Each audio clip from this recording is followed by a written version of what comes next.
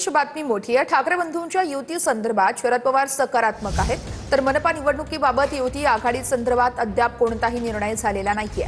काँग्रेसच्या शिष्टमंडळानं नुकतीच पवारांची भेट घेतली होती आणि त्यानंतर आता ठाकरे बंधूंच्या युती संदर्भात शरद पवार सकारात्मक असल्याचं कळतंय।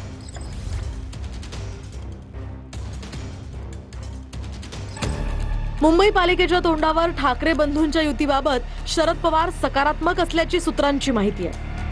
तर मुंबईत स्वबळाचा नारा देणाऱ्या काँग्रेसच्या शिष्टमंडळानं नुकतीच पवारांची भेट घेतली होती। पालिका निवडणुकीसंदर्भात युती आणि आघाडीबाबत अद्याप निर्णय झालेला नाही। दरम्यान मुंबई महापालिका महाविकास आघाडी म्हणून लढली पाहिजे असं पवारांचं मत असल्याची सूत्रांची माहिती आहे। तर मतदार यादीच्या घोळासंदर्भात एकत्रित येत सत्याचा मोर्चा काढता मग निवडणूक का वेगळी लढता असा सवाल शरद पवारांनी केल्याचंही सूत्रांकडून कळतंय। दरम्यान महाविकास आघाडीत मनसेला सोबत घेऊन निवडणूक लढवण्यासंदर्भात पवार सकारात्मक असल्याचंही सूत्रांनी सांगितलंय। तर दुसरीकडे शरद पवार आणि उद्धव ठाकरे काय बोलतात याच्याशी मनसेला देणं घेणं नसल्याचं संदीप देशपांडे म्हणाले। उद्धव साहेब ठाकरे वर्षा गायकवाडांची काय बोलतात, वर्षा गायकवाड जाऊन पवार साहेबांची काय बोलतात, पवार साहेब जाऊन मनसेबद्दल काय बोलतात याच्याशी आम्हाला देणं घेणं नाही। महाराष्ट्र नवनिर्माण सेना महाविकास आघाडीचा भाग नाही। महाराष्ट्र नवनिर्माण सेना हा स्वतंत्र पक्ष आहे। आमच्या पक्षाचा निर्णय हे सन्माननीय राजसाहेब ठाकरे घेत असतात। अंतिम निर्णय जोपर्यंत येत नाही तोपर्यंत बिघाडी आघाडी असं काही म्हणायची गरज नाही।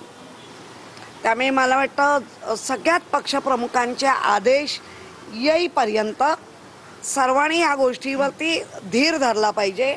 मतचोरीच्या अनुषंगाने झालेले जे सर्व मोर्चे आणि निषेधात्मक जे कार्यक्रम होते हे सर्व पक्षीय होते। म्हणजे या मोर्चाचं निमंत्रण हे थेट भारतीय जनता पक्षापर्यंत सर्वांना देण्यात आलं होतं। त्यामुळे तो मवईनं काढलेला किंवा इंडिया अलायन्स काढलेला मोर्चा असं नव्हतं, तर तो एक राजकीय सर्व पक्षांनी एकत्रित येऊन फ्री अँड फेअर इलेक्शन व्हावेत ही भूमिका मांडण्याचा प्रयत्न त्या मोर्चातून झाला होता। तर ठाकरेंच्या शिवसेनेच्या नेत्यांची वर्षा गायकवाडांसोबत चर्चा झाल्याची ही माहिती आहे। जागा वाटपाची जबाबदारी असलेल्या ठाकरेंच्या नेत्यानं या भेटीदरम्यान चर्चा केली आहे। काँग्रेसनं स्वबळाचा नारा दिल्यानंतर या बैठकीला महत्त्व प्राप्त झालंय। तर ठाकरे शिवसेना काँग्रेसला सोबत घेऊन महाविकास आघाडी कायम ठेवण्यावर ठाम आहेत। फाटाफूट झाली तर दोघांनाही तोटा होईल अशी ठाकरे सेनेची भूमिका आहे। तर विरोधकांची एकजूट फार महत्त्वाची आहे अशी ही भूमिका ठाकरेंच्या शिवसेनेनं घेतली आहे। दरम्यान ठाकरे सध्या काँग्रेसच्या हायकमांडच्या संपर्कात असल्याची ही माहिती सूत्रांनी दिली आहे। रायगडच्या राजकारणातून पेड नगरपालिकेमध्ये भाजपचे अभिराज कडू आणि राष्ट्रवादीच्या सुशीला ठाकूर यांची बिनविरोध निवड झाली आहे। उमेदवारांचे अर्ज बाद झाल्यानं नगरसेवक पदाचे 2 उमेदवार बिनविरोध आहेत आणि त्यांचा इथं विजय झालेला आहे। पेड पालिकेमध्ये भाजपचे अभिराज कडू आणि एनसीपीच्या सुशीला ठाकूर यांची बिनविरोध निवड झालेली आहे।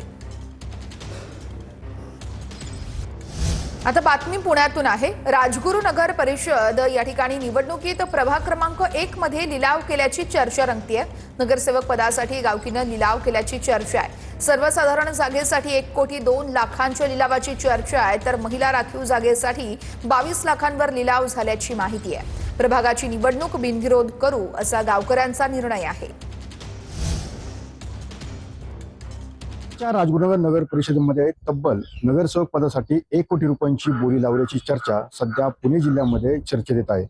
तर महिला उमेदवारासाठी 22 लाख रुपये लिलाव झाल्याची चर्चा सध्या पुणे जिल्ह्यामध्ये पाहायला मिळते। हीच नगर परिषद आहे। मात्र या ठिकाणी असलेल्या वार्ड क्रमांक 1 मध्ये ही निवडणूक आहे ती बिनविरोध करण्याचा गावकऱ्यांनी त्या ठिकाणी प्रयत्न केला। मात्र त्या परिसरामध्ये असलेले उमेदवार कोणत्या प्रकारची माघार घेत नव्हते। मात्र गावामध्ये एकी ठेवण्यासाठी आपला वार्ड हा खरं तर एक पद्धतीने बिनविरोध करण्याचा ग्रामस्थांनी निर्णय घेतला। कुठेतरी लोकशाही बळकट करण्यासाठी मतदानाची प्रक्रिया राबवली जाते। बिनविरोध प्रक्रिया ठीक आहे, मात्र एकंदरीत असा कोटी रुपयाचा जर या ठिकाणी लिलाव होत असेल तर निवडणूक आयोग याकडे कशा पाहणार हे पाहणं तितकंच महत्त्वाचं असणार आहे। तर अभिषेक स्वामी, टीव्ही मराठी, राजगुरुनगर, पुणे। डहाणू नगर परिषदेत भाजप विरोधात दोन्ही एनसीपीला सेनेचा पाठिंबा आहे। तर पालघरमध्ये नगर परिषद आणि एका नगरपंचायतीमध्ये शिवसेना स्वबळावरती लढते. उद्या पालघरमध्ये शिंदेंच्या 3 प्रचार सभा होत आहेत आणि त्याच अनुषंगानं आता दोन्ही एनसीपींचा सेनेला पाठिंबा आहे.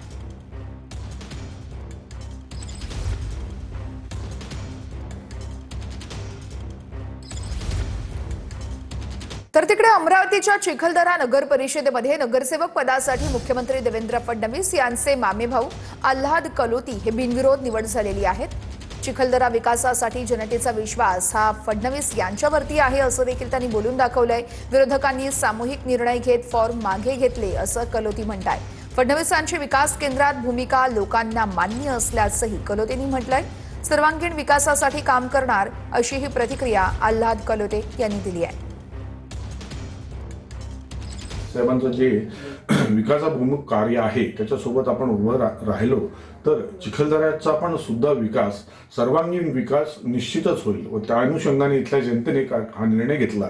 मी तर म्हणेल हा एक अभिनव असा निर्णय आहे की जेणेकरून इथला जो माझ्या विरोधात जे काही नगरसेवक उभे होते त्यांना सगळ्यांनी हा सामूहिक निर्णय घेतला की आपले फॉर्म वापस घ्यायचे आणि मला बिनविरोध निवडून द्यायचं, जेणेकरून एक संपूर्ण महाराष्ट्राला आणि सगळ्यांना एक संदेश जाईल की बा चिखलदऱ्यातील जनता जी आहे ती विकासाभिमुख आहे.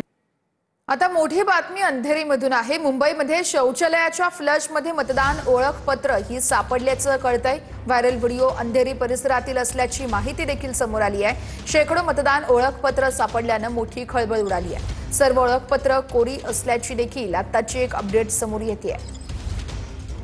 सर्व ओळखपत्र कोरी असल्याची माहिती मिळते आणि त्यामुळे मोठी खळबळ उडाली आहे.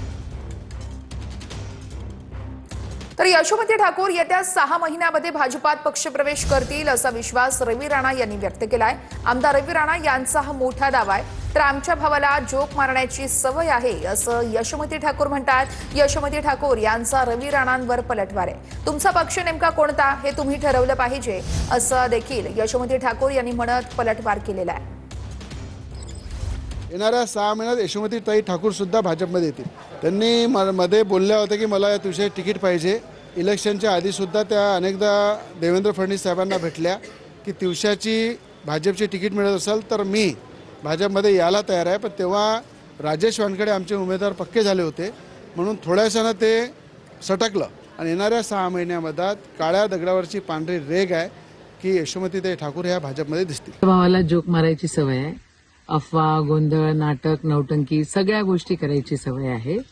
असं आहे, तुमचा पक्ष नेमका कोणता हे तुम्ही ठरवलं पाहिजे. आदरणीय आमचे मुख्यमंत्री यांनी अख्खा पक्ष अमरावतीचा रवी राणा, नवनीत राणाच्या खुट्याले बांधलेला आहे हा विषय आहे. आता तुम्ही म्हटला काळ्या दगडावरची पांढरी रेष, मी म्हटलो पांढऱ्या दगडावरची काळी रेष अशी आहे की जेव्हा भाजपचा तुमचा उपयोग संपून जाईल तेव्हा भाजप तुम्हालाच फेकटून देणार आहे.